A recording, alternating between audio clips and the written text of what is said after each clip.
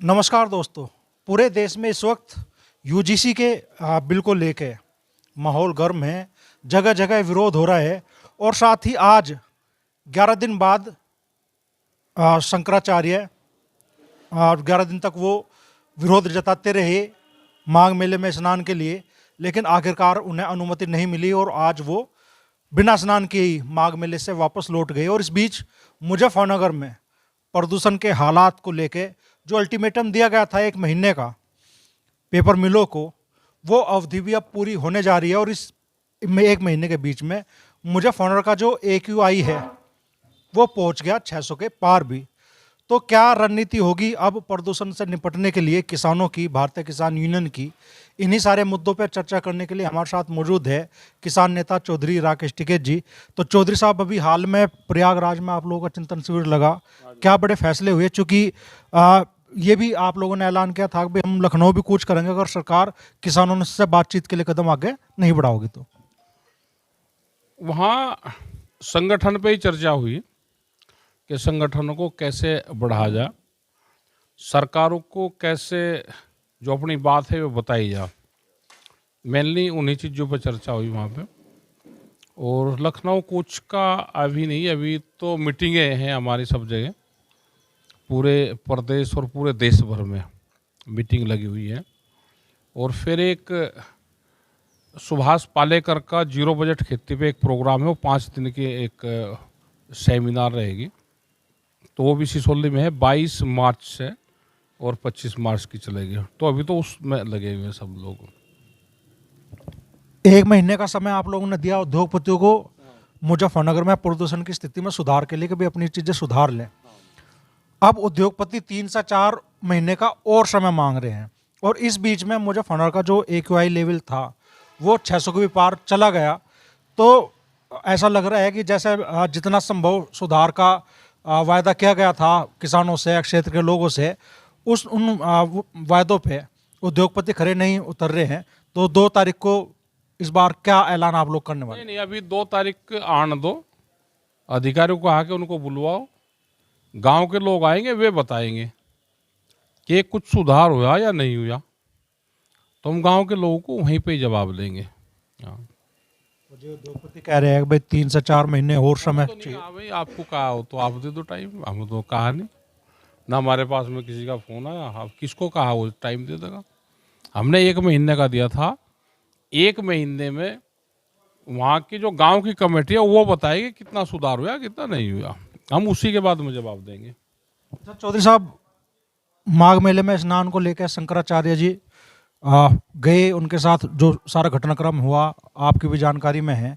और आज 11 दिन के लंबे इंतजार के बाद भी उन्हें जब स्नान की अनुमति नहीं मिली तो बिना स्नान के ही वो वापस चले गए। इस पूरे मामले को कैसे आप देखते हैं? उनसे बातचीत करके स्नान करवाना चाहिए था। उन्होंने ये कहा था कि हमको सह सम्मान ले जाओ, आने का कोई अधिकारी कह दो दे, अपने उनको लेकर चले जाते। लेकिन नहीं गए तो महाराज जी हैं भाई, वे भी अपना वापसी हो गए, वापसी चले गए। लेकिन ये इशू रहेगा और गरम हॉट इशू है ये भी रहेगा। महाराज जी को नहीं शांत किया तो महाराज जी भाई खिलाफ प्रचार करता रहेगा सब जगह। एक प्रचार का उनको वो मिल गया और अपनी बात कहते रहेंगे वे। उन्होंने कहा कि भाई 11 दिन तक हम इंतजार करते रहे, देश में भी प्रदेश में भी एक बीजेपी की सरकार है, सनातन की सरकार है, इस भरोसे वो बैठे रहे। अब नहीं कहा वो तो जाए लिए, अब वो सरकार के खिलाफ बोलते रहेंगे। मनाना चाहिए था सरकार को। बिल्कुल बनाना चाहिए था, बात करनी चाहिए थी। एक और मुद्दे पे इस वक्त देश का माहौल गर्म है, यूजीसी बिल को लेके क्या कहना चाहेंगे आप? समर्थन में है कि विरोध में है यूजीसी बिल? भाई हम तो जातिगत इनसे बगल हैं, धार्मिक पहले भी सिस्टम चले तो हम उससे भी दूर हैं, और ये जातिगत जो चल रहा है इससे भी दूर हैं। उनकी भी बात सुनी जानी चाहिए। आपस में विवाद बढ़ेंगे, विवाद बढ़ेगा इस चीज से। ये इस बिल को आप देख कैसे रहे हैं, ये सही है कि गलत है, या कुछ प्रावधान ऐसे हैं जिनमें बदलाव की आवश्यकता है वाकई? वो तो भाई दोनों कमेटी बैठ कर बताएगी। जिन लोगों को ऐतराज है उनसे पूछो, वे बताएंगे कि इसमें क्या है, क्या समस्या है, क्या इसमें चेंज होना है, नहीं होना, वे ही बताएंगे। हम तो इन मामलों से दूर है इसमें, क्योंकि जब जातियों का आपस में विवाद हो तो उससे दूर रहना चाहिए। सवर्ण जातियां विरोध में हैं, ओबीसी और एससी एसटी से जुड़ी जातियां पक्ष में हैं। जो ओबीसी वाली जातियां हैं, वैसे तो नौकरी में तो वे छोटी जातियां हैं और स्टेटस में वे बड़ी जातियां हैं। ये आर्थिक आधार पर होना चाहिए, इसकी मॉनिटरिंग हो। कमजोर आदमी कोई भी है, वो स्वर्ण जाति का आदमी भी हो सके, उच्च जाति के भी हो सकते हैं।